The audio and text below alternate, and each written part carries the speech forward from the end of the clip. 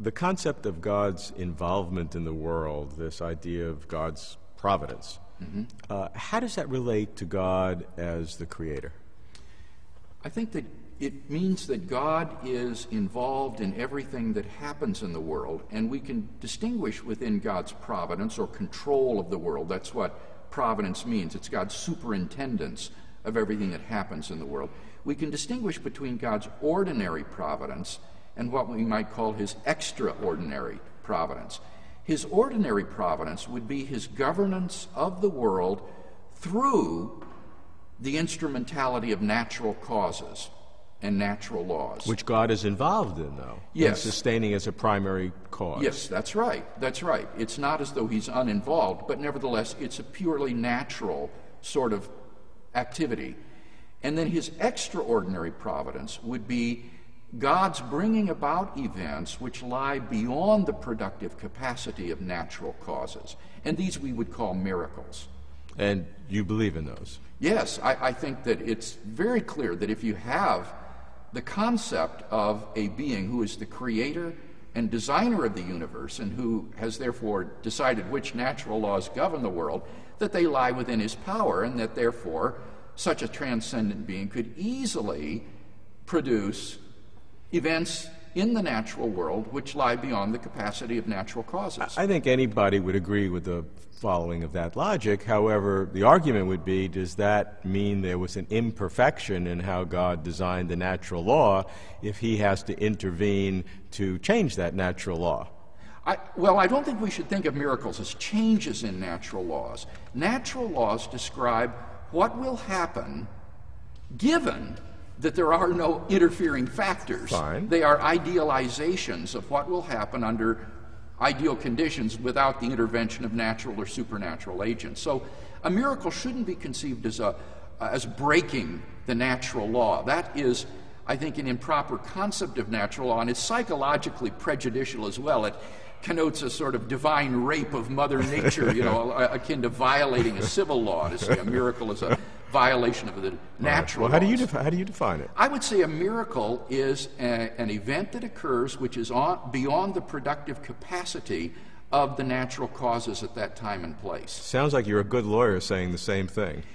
No, it's not, because I'm not saying he breaks the natural laws. The natural laws hold, but God is able to produce events which the natural causes themselves don't have the capacity to bring about.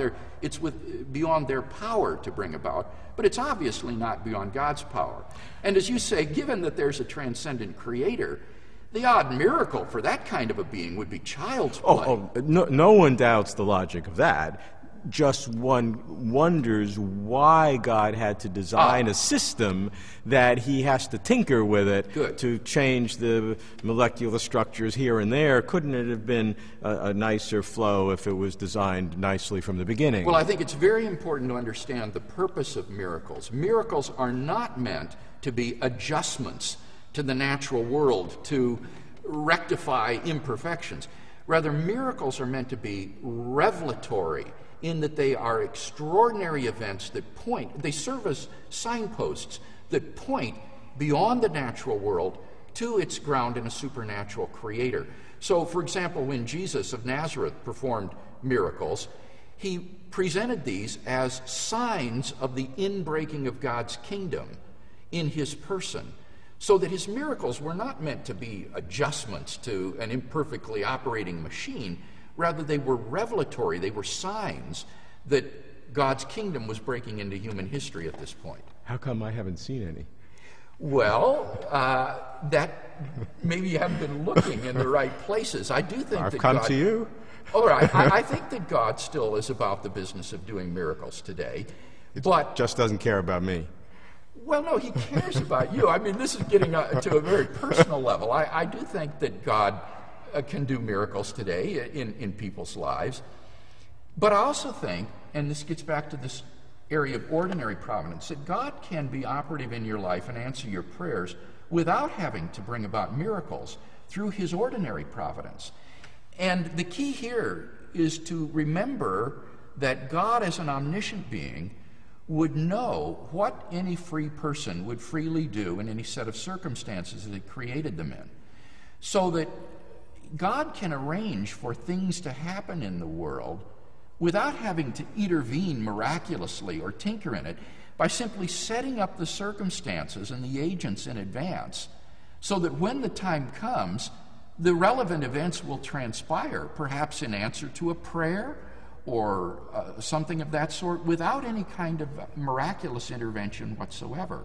So we don't need to be looking for miracles in order to see God's providential hand in history. He can work through the secondary causes by means of his knowledge of what contingent events would occur in any circumstances he puts people in. What I find interesting is the concept of God as creator has a multiplicity of different expressions, from the creation of the world from nothing, to the sustenance of it in a normal way, to the intervention or to the setting up of miracles for specific purposes, potentially, if one believes in that. So yes, the concept of God as a creator is a very broad and rich one.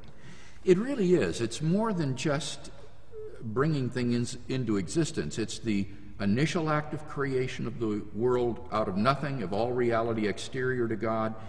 It's then the sustaining of the world in being. It's concurring with the actions of secondary agents to produce their effects.